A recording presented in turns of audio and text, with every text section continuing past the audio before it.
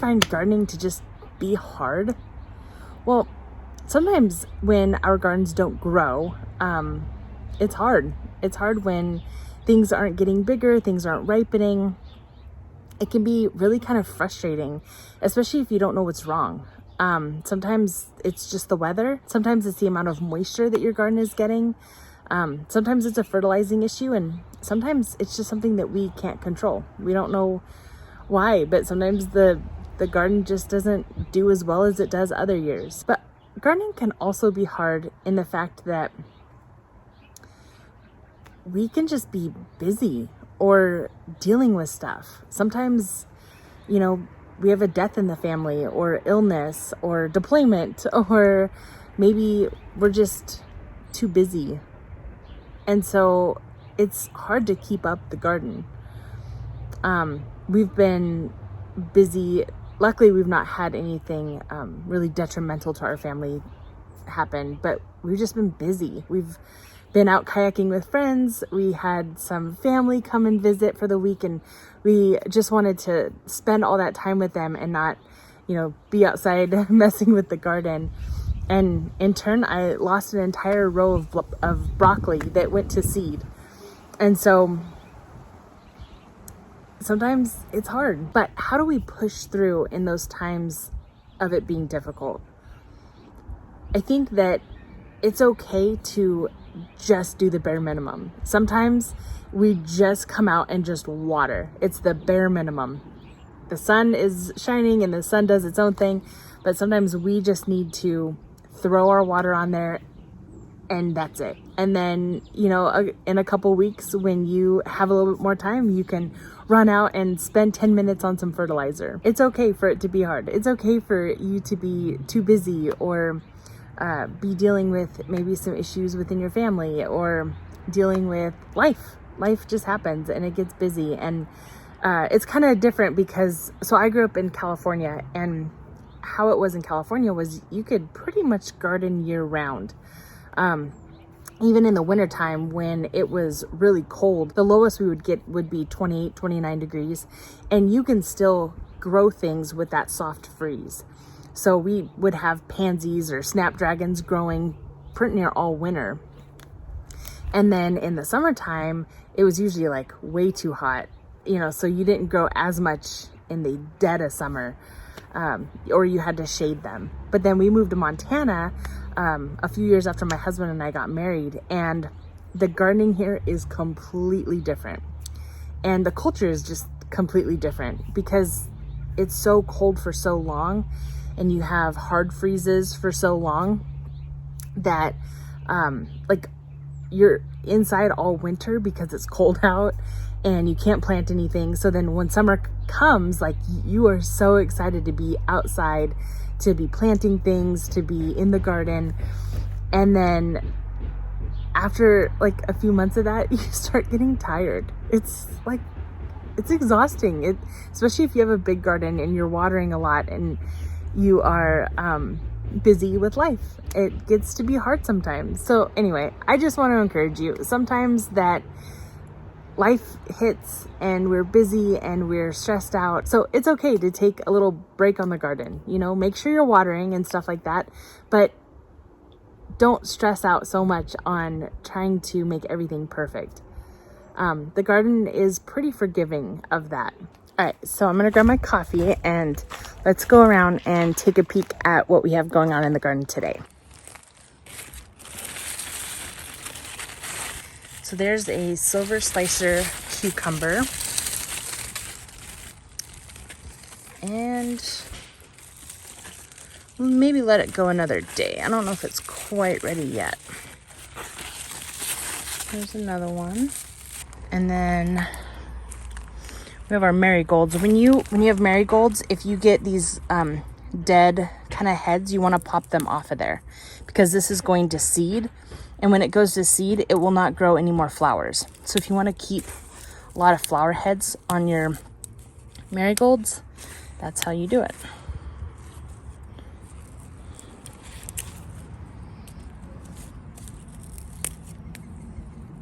It's called deadheading.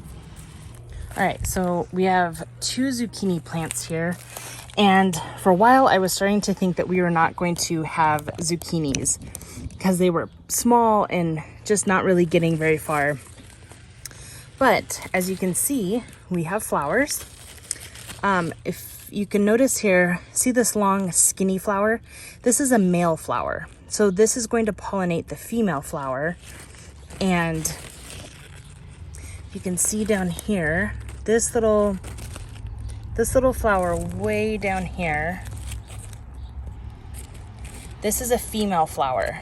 And you can tell because there's this thick stem underneath it, this is going to be a zucchini if it gets pollinated by a male flower, which is this skinny flower stem.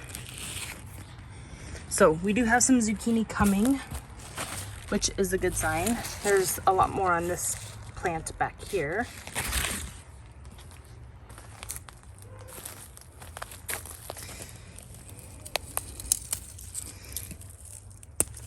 Make sure you're deadheading your marigolds. These are tomatillos. These are coming in. They're not ready to pick. You'll know they're ready when this outer skin dries.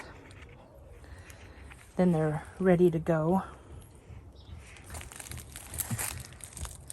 As you can see, my basil here has all gone to flower. So when the basil goes to flower like that, it's not very tasty anymore. So we're just gonna leave it for the bees, and hopefully that'll bring in some more pollinators. My tomato plants have gotten unruly, so we need to kind of come in and prune them and keep them staking up the string trellis. As I said before, life has kind of happened and we've gotten busy and we just haven't stayed on top of it. If you have petunias growing in your garden, you also want to deadhead these. Otherwise, they will stop flowering. So you find the dead spindly flower, just pull it off.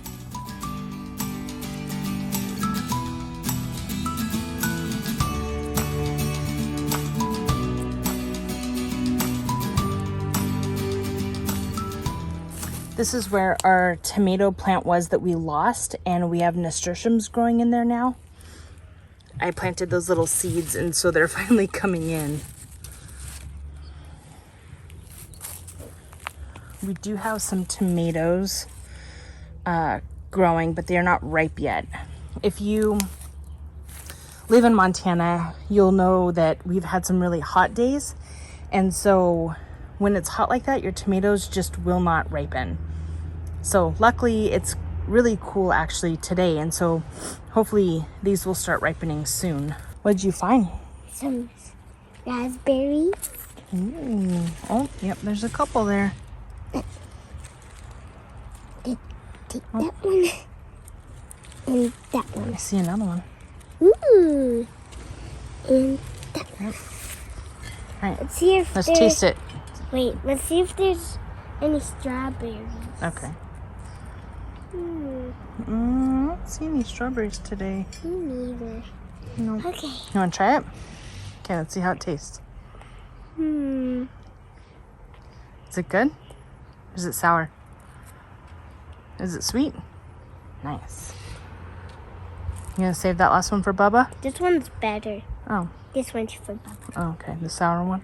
Let's see if there's any blackberries. I don't see any blackberries, baby. There are some growing now. Yeah. But they're still green. All right. Thanks for your help. Okay, so we have the bed of garlic, and all of our stalks are beyond ready to be picked. So you know they're ready when all the leaves kind of start dying off.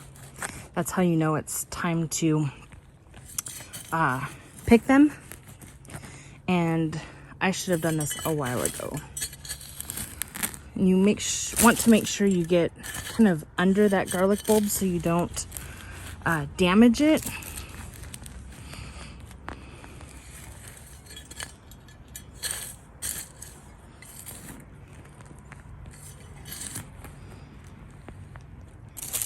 And maybe we could pull it out. Yep, there we go. There's your garlic bulb. It's a decent sized one.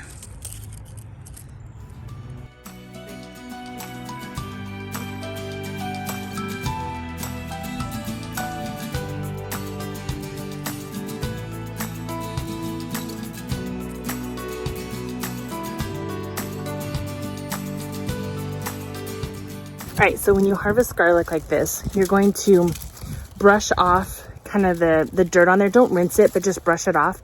And then you're gonna lay this out kind of on like a mesh or something like that to just dry out. You want these papery layers on the outside to dry and cure, and then your garlic will last a lot longer for you. So this is hardneck garlic, or like elephant garlic. When you see these little balls on here, these are essentially called corms, and they are the garlic's seeds.